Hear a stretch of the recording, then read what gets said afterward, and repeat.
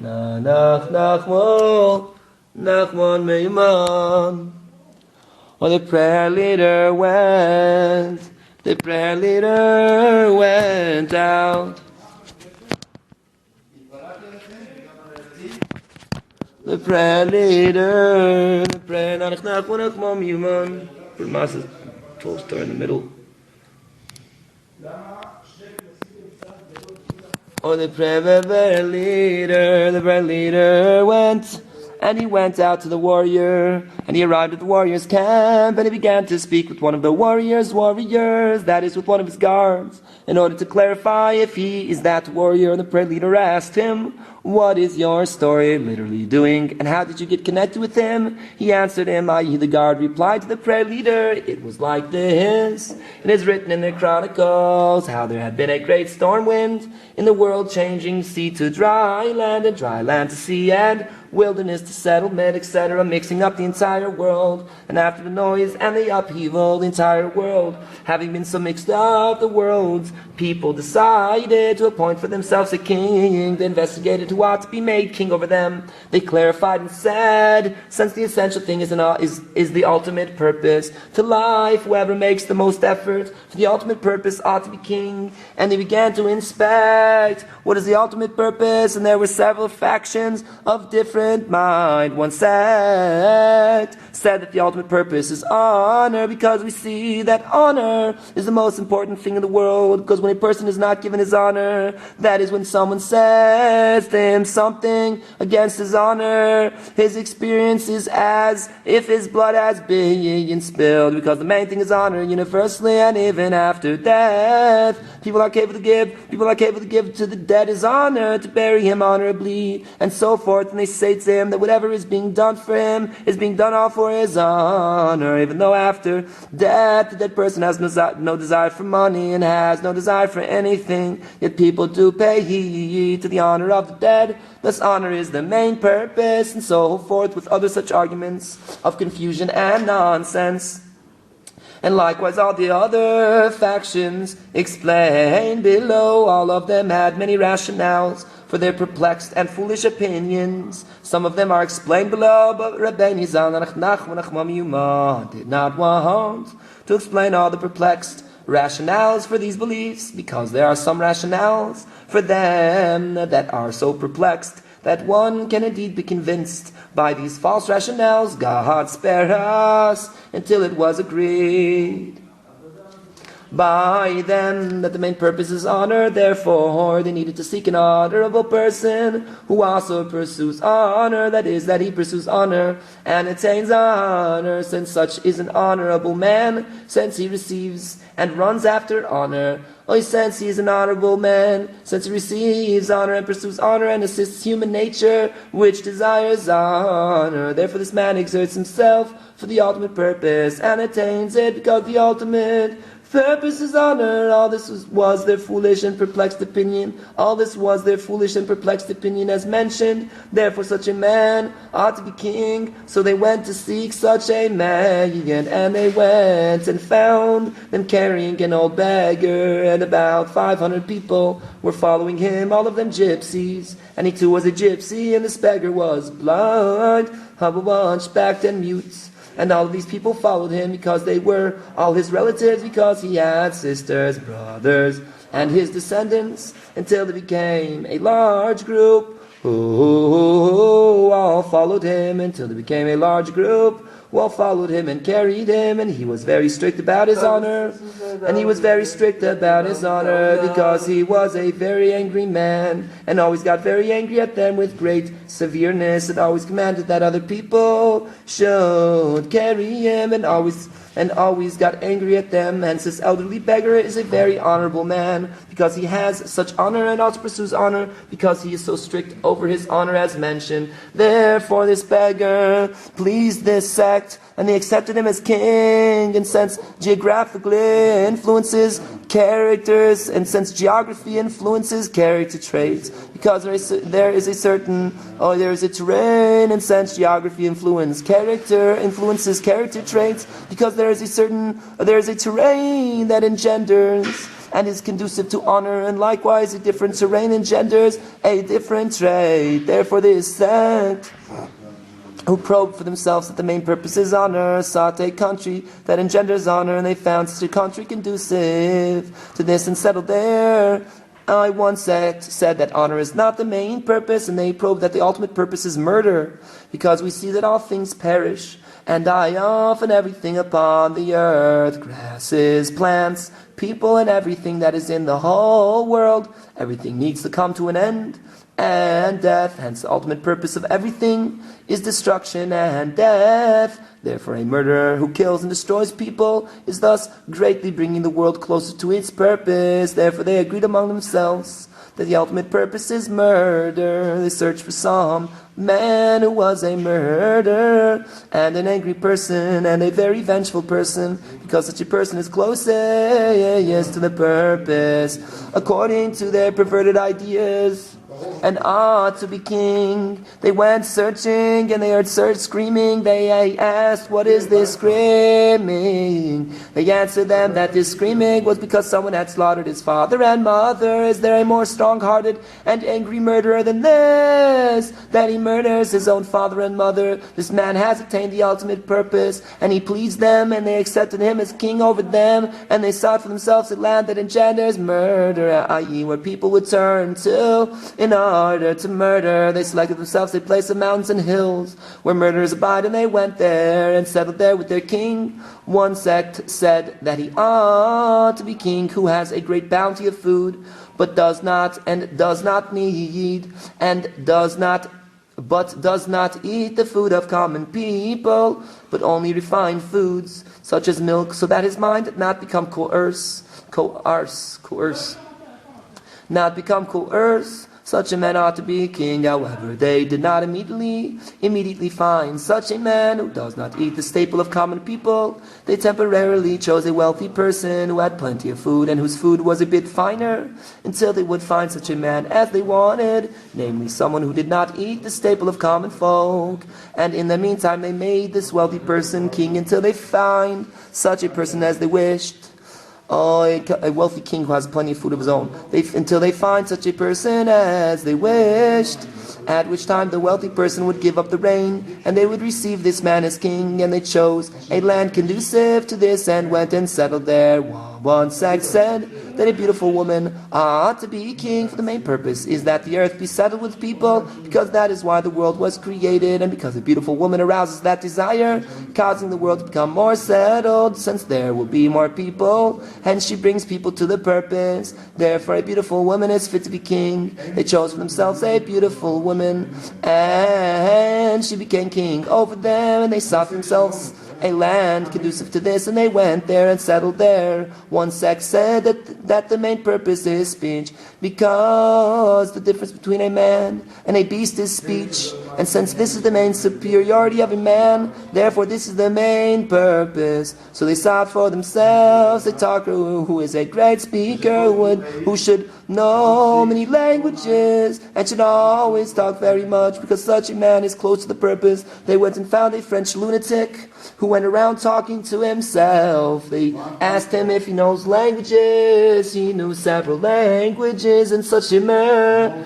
had certainly attained the ultimate purpose according to their perverted ideas, since he was a great speaker, knowing many languages, and spoke very much, for he spoke even to himself. Therefore this man pleased them, and they accepted him as king, and they chose themselves a land conducive to their purpose, and they went there and settled there with their king, and he certainly led them on the right path. When Sachs said that the main purpose is joy, because when a boy is born, people rejoice. When there is a wedding, people rejoice. When a country conquers a country, they rejoice. When a country conquers a country, they rejoice. Hence the main purpose is only joy. Therefore they saw someone who would always be joyful, for he would be close to the purpose, and he should be king over them. They went searching and found a Gentile going around with a dirty shirt and carrying a flask of brandy wine, and several other Gentiles were following him. And this Gentile was very happy because he was very drunk.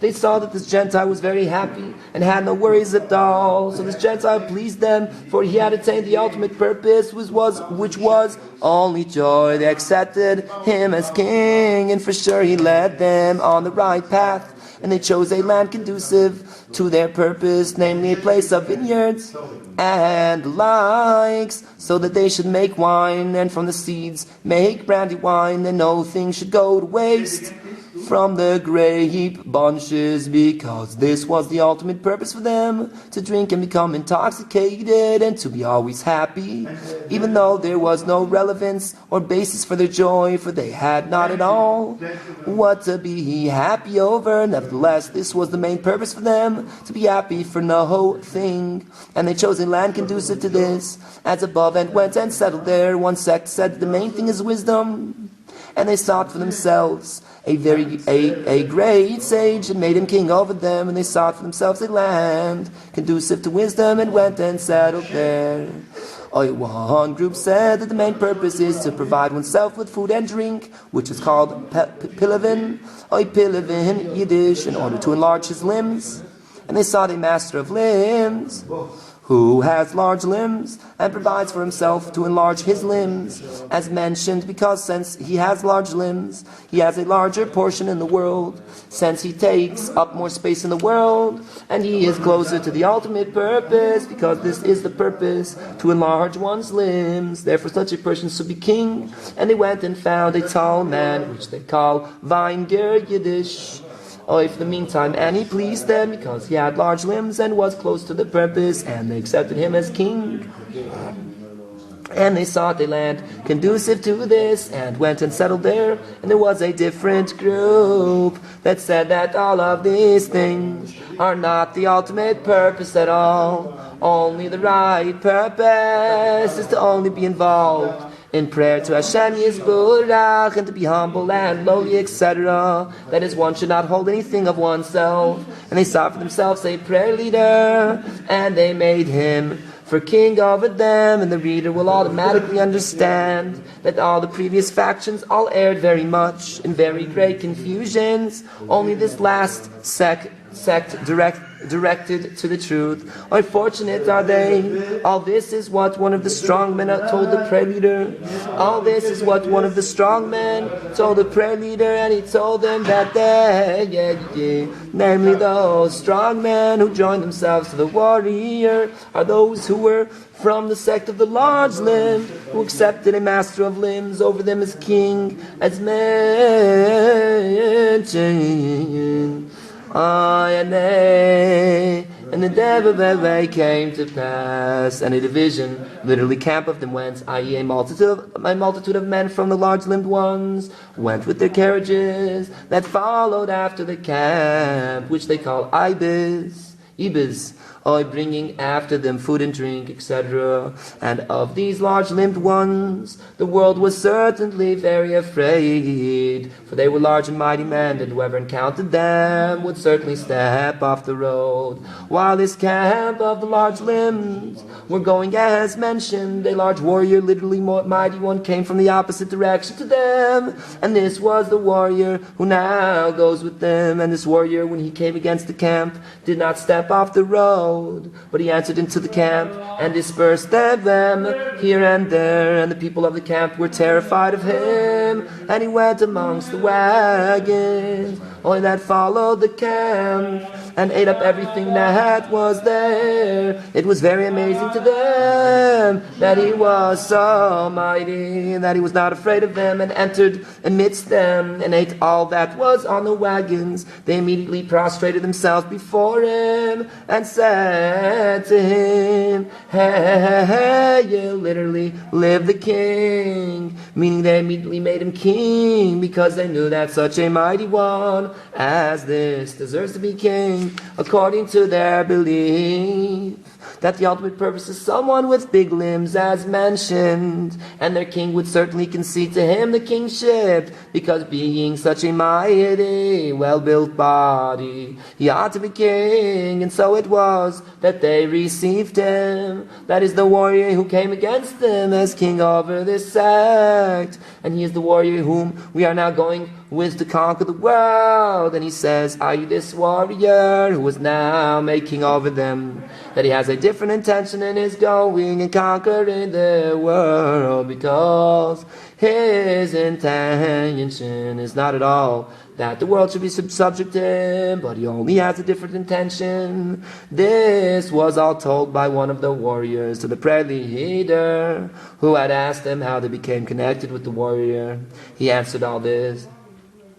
Ask the prayer leader, whereby is the strength of the warrior who is now your king? He answered him, since there was a country that did not want to submit themselves under him, the warrior took his sword which he had, and his sword has 3 powers. When it is lifted, all the army officers flee, etc. That is the 3 powers explained above.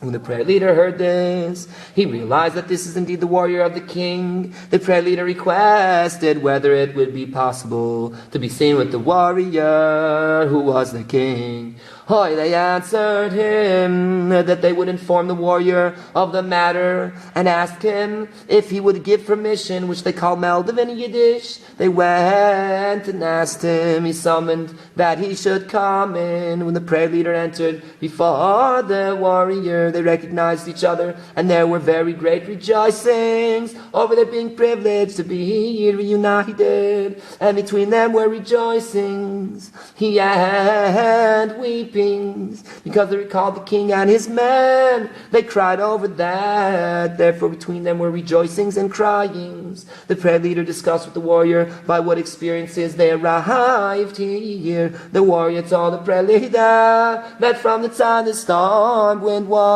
when they all were dispersed, when he returned from the place where he went up to renew his power, and did not find the king and all his people, he let himself go where he would go, and he passed by them all. That is, he understood that he was in the place where the king had been, and where all the people had been. That is, being in one place, he understood that that was the place where the king certainly was, but he was unable to seek and find him. And likewise he passed another place, understanding that there was certainly the queen, but he was unable to seek and find her. And likewise he passed over all the king's people. Only you I did not pass. That is, the warrior who was telling this said to the prayer leader that he passed by all the places of all the people. Only the place of the prayer leader he did not pass by. He answered him, the prayer leader, I passed over all the places of them all, and over your place too, because I was passing by one. Because I was passing by on one place, and I saw that the king's crown was standing, and I understood that here was certainly the king, but I was unable to seek and find him. And likewise I went further, and I passed before a sea of blood, and I understood that this sea was certainly made from the tears of the queen who was weeping over all this. And the queen was certainly here, but it was not possible to seek and find her. And likewise I passed before a sea of milk, and I understood that this certainly was made from the milk of the queen's daughter, whose son was lost, and the excess milk pressured her, and this became the sea of milk. And certainly the queen's daughter was here, but I was unable to seek and find her. And likewise I went further, and saw the golden hairs of the child, and I did not take from the hem at all. And I knew that here was certainly the child, but it was not possible to seek and find him. And likewise I went further, and I passed before an ocean of wine, wine. And I knew that this sea was certainly made from the speech of the orator, who stands and speaks consolations before the king and the queen, and then turns his face and speaks consolations to the queen's daughter, and from the speech is made the sea of wine, as written, V'chikeich ki yayin atoiv, and the roof of your mouth is like the best wine, But I could not find him. And likewise, I went further, and I saw standing engraved a likeness of the hand with lines. And I understood that here was certainly the sage of the king, and he had engraved for himself a likeness of the hand on the stone, but it was not possible to find him. And likewise I went further, and I saw arranged on a mountain the golden tables and the display cupboards and the rest of the king's treasures. And I understood that here is certainly the treasurer, literally appointee over the treasures, but it was not possible to find him. The prayer leader told all this to the warrior, and to the warrior, I too have passed over all these places, and I did take from the golden hair of the child. For I took 7 hairs that had all types of colors, and they are very dear to me. And I stayed where I was staying, and sustained myself with whatever was available, with grass and so forth, until I had nothing to sustain myself.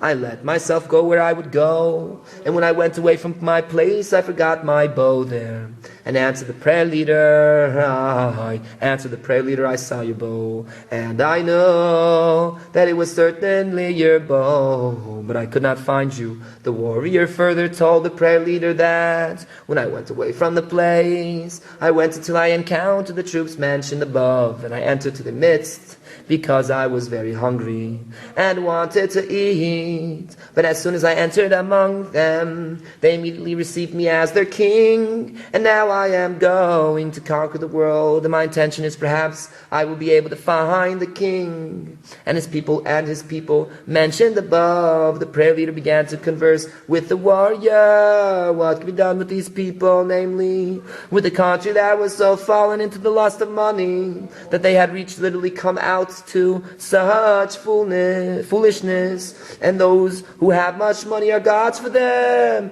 and there are other follies that they have. The warrior replied to the prayer leader that he had heard from the king that from any lust one has fallen into, it is possible to take someone out, but one who has fallen in the lust for money, it is impossible to extract him from it by any means. Certainly you will have no influence on them, because it is impossible to extract them from their yes and all. Whoever he heard from the king, that by the way that there is to the sword, from where he received his power, only through this way can one extract someone. Only through this way can one extract someone from this lust of money, someone who has sunk into it. The prayer leader remained with the warrior for a while, and regarding the country, who had requested of the prayer leader that he go out to the warrior on their behalf. As mentioned above, they extended the time. That is, the prayer leader convinced the warrior to give them time. That is, during this time, he would do nothing at all to them. Afterwards, they exchanged signs between them. That is, the warrior and the prayer leader exchanged signs, so that they could get information from each other. And the prayer leader went on his way.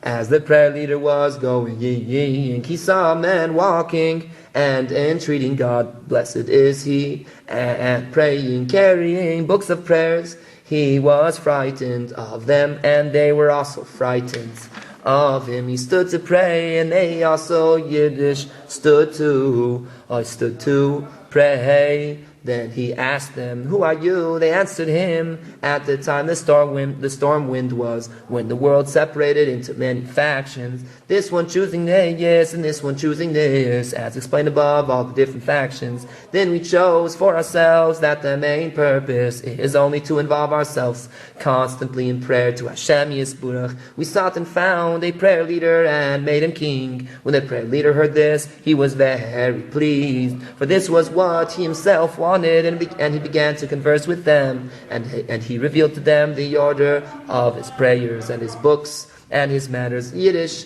that he had regarding prayer. When they heard his speech, their eyes were opened, and they saw the greatness of the prayer leader, and they immediately made him king over them, because their king deferred the kingship to him. Because they saw that he was a very great man, Hebrew, that he was set apart in a very, very high level. The prayer leader taught them, literally learned with them, and opened their eyes Yiddish, and informed them how to pray to Hashem Yisburach, and made them into very great, complete tzaddikim, because they had originally also been tzaddikim, since they involved themselves only in prayer. But the prayer leader opened their eyes until they became very awesome tzaddikim. The prayer leader sent a letter to the warrior and informed him how he was privileged and had found such people as he wanted, and he became as he wanted, and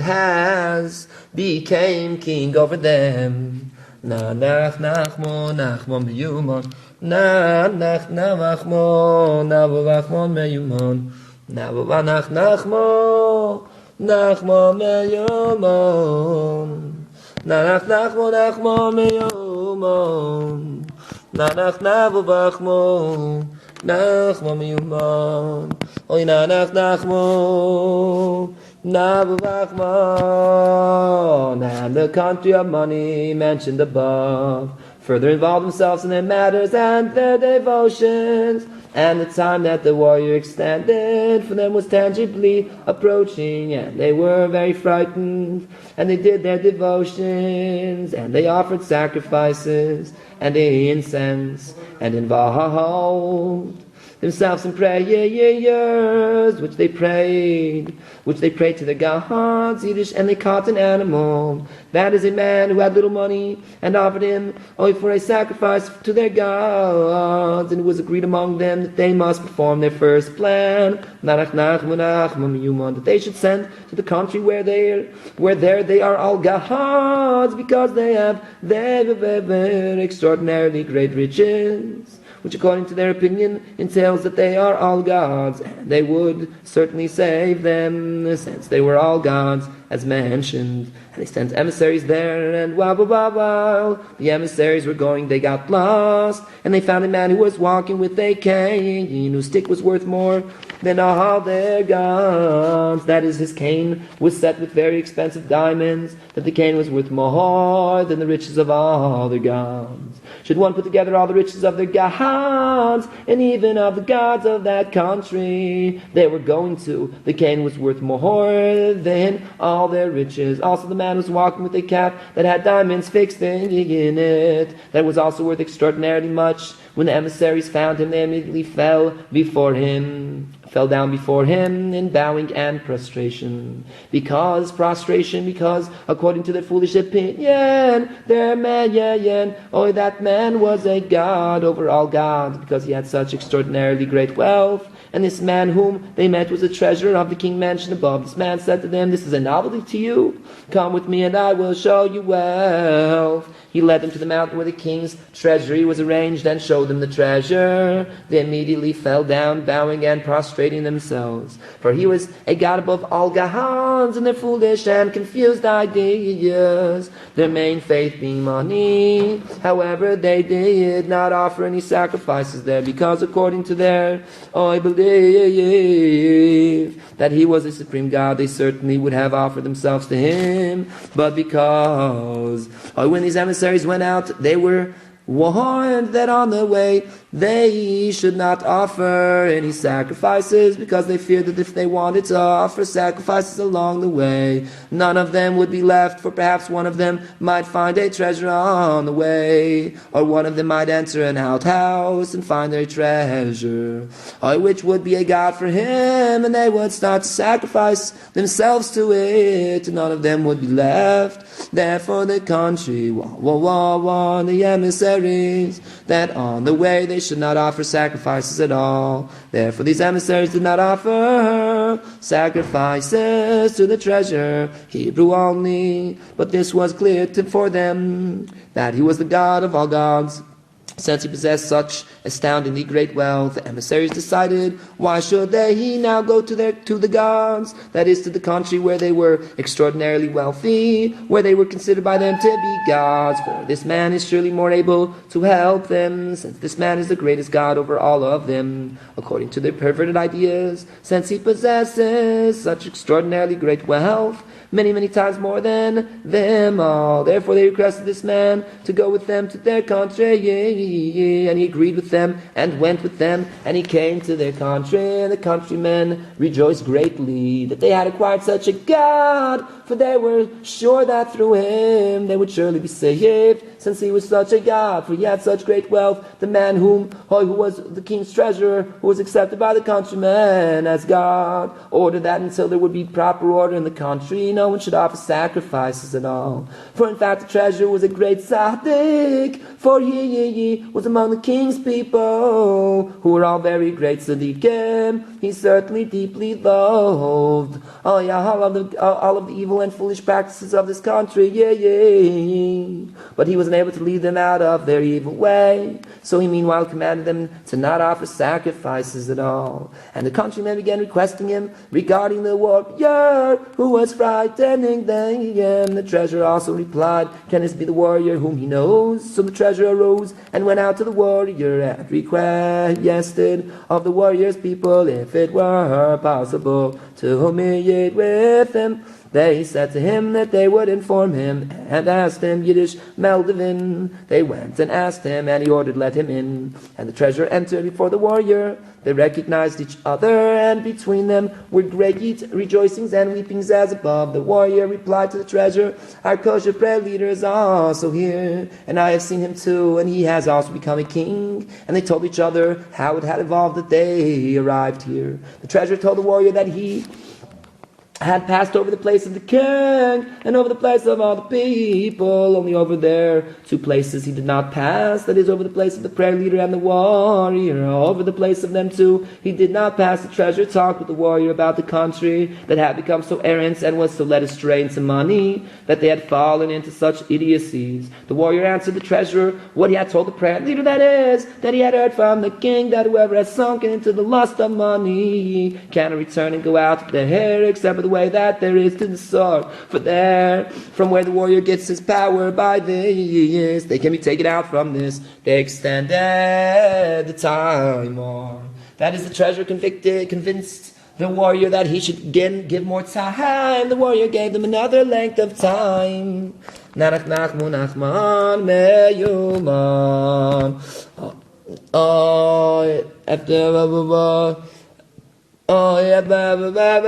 Afterwards they exchanged secret signals with each other, the treasurer and the warrior, and the treasurer went away from the warrior and returned to that country. The treasurer had certainly rebuked them over their evil ways, that they had so gone astray and gotten lost in the lust for money, but to no avail at all, because they were already very sunken into it, only because they had schmoozed with them very much. The prayer leader and the treasurer, they were now somewhat confused and were asking, well, Adarabo, take us out of our mistake, even though they still held fast to their ideas and did not want to repent of their evil error. Nevertheless, they said to those who rebuked them, Adarabo, if it is so that we are mistaken, please no, please no, nach.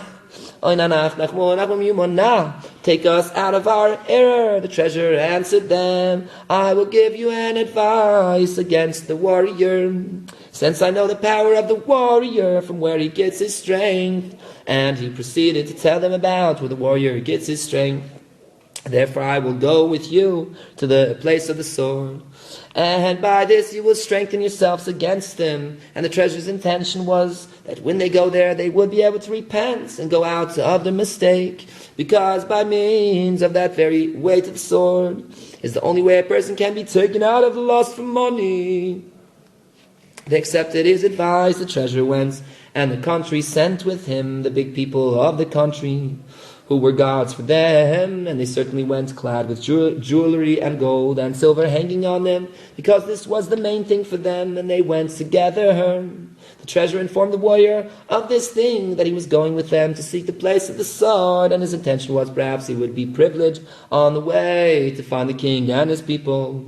The warrior replied, I will also go with you. The warrior altered himself, in order that the people who were with the treasurer would not know that he was the warrior, and also went with the treasurer. They decided, the treasurer and the warrior, they would inform the prayer leader of this as well. They informed him. The prayer leader replied he would also go with them. The prayer leader went to them, and the prayer leader ordered his people, before he left, that they should pray to Hashem Yisburach, so that Hashem Yisburach, that he should make their venture successful, that they should be privileged to find the king and his people, because the prayer leader had always prayed for this, that the king and his people should be found. And now that he was going to the treasure and the warrior to go together with them to seek the king and his people.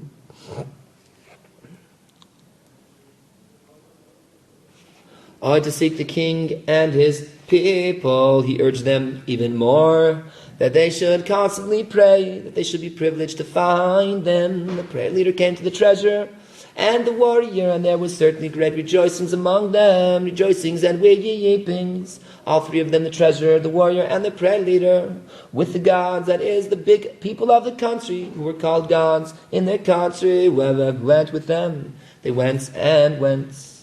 They came to one country. Nach nachmu. Nach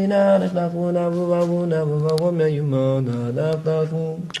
Now, meuman, bezH kus lead the dance left to me. You call out the holiest meuman, but it's a black man of bezH like him in the mouth say nanach nachman meuman say all the son with some sorry can his good TV nine sim time shine come miss on now nach nachman meuman na